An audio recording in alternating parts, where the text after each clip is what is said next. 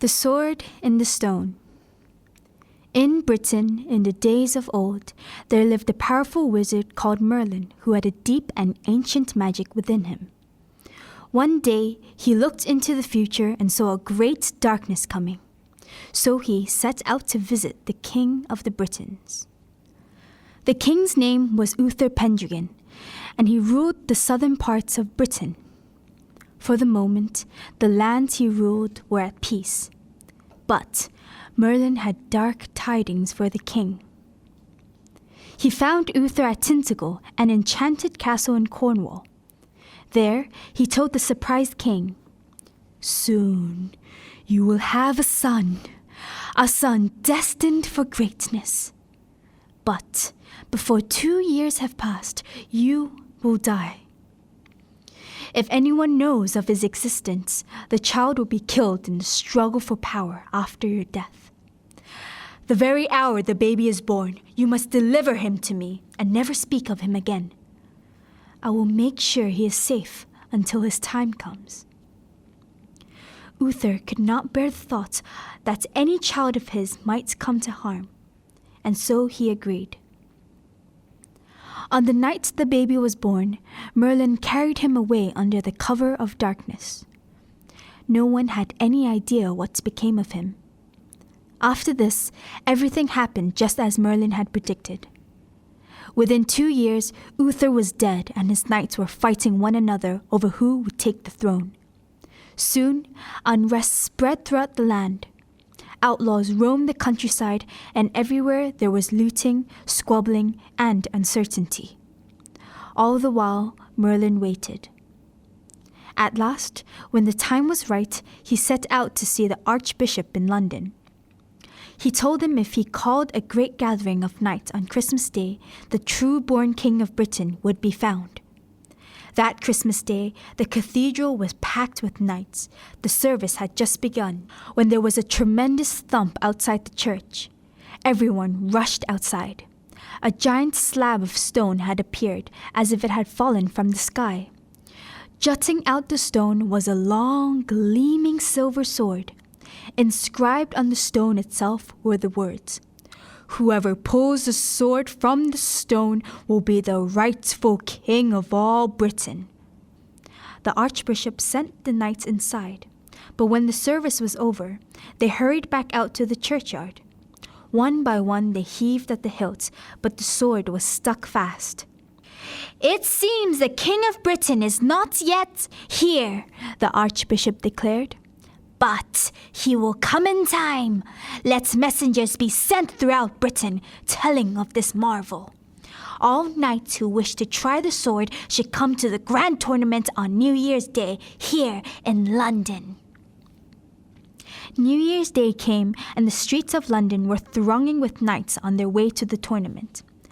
One of them was Sir Ector, who was riding with his son, Sir Kay, and Kay's younger brother, Arthur.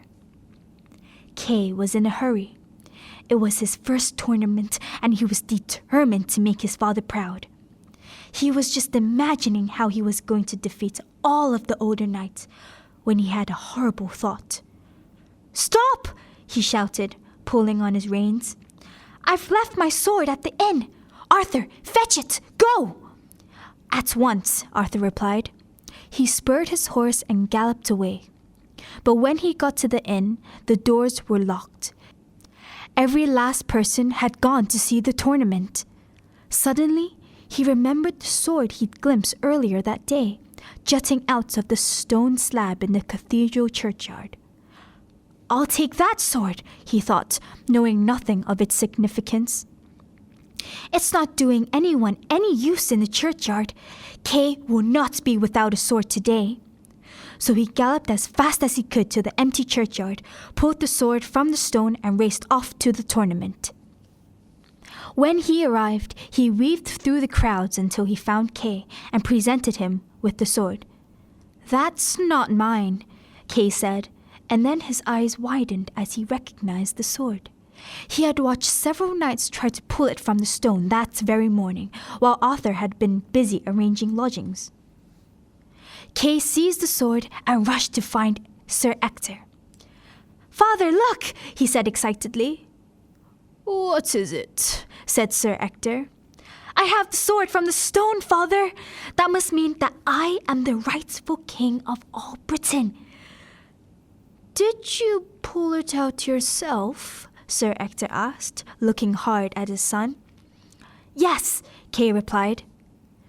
"You swear that is the truth?" Ector asked. I... Arthur brought it to me," Kay confessed, his cheek burning with shame.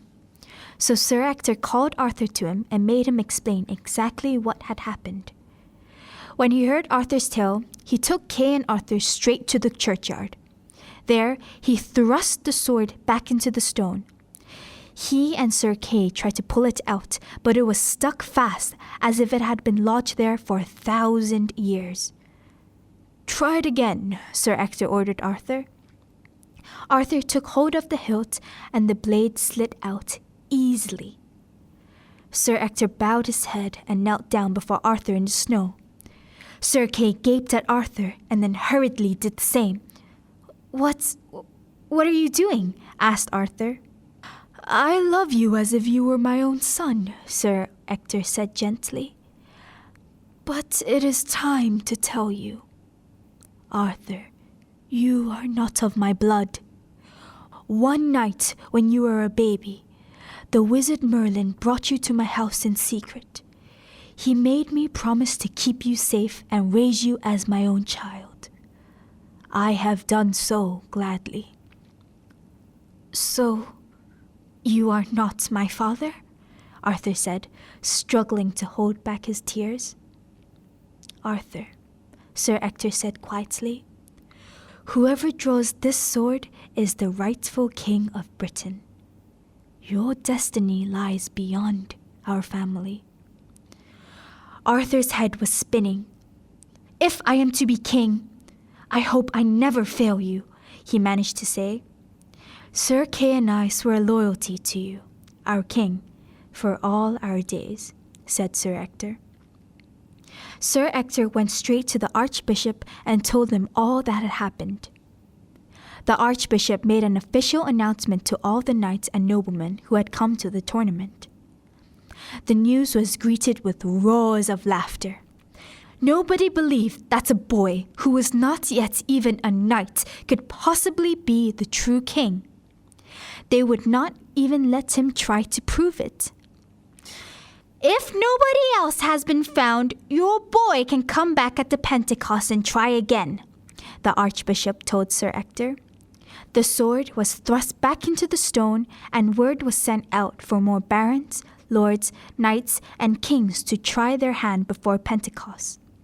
Many tried, but not one of them could prise the sword from the stone. At the Feast of Pentecost, a huge crowd was watching when Arthur walked up to the sword once more and put his hand on its hilt.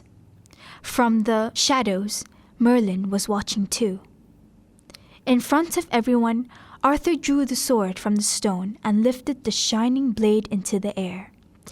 There was a hush before the crowd started shouting, "The sword has spoken! Arthur! Arthur! Arthur is our king!" Soon, the whole crowd was chanting with one voice, and suddenly they all kneeled before Arthur. Then Arthur kneeled, and the Archbishop took the sword and knighted him. That same day, Arthur was crowned in the cathedral. He looked out across the sea of expectant faces and felt his courage grow strong within him. "I vow to bring justice and peace to this land. I will drive out invaders and right the wrongs of my people," he declared.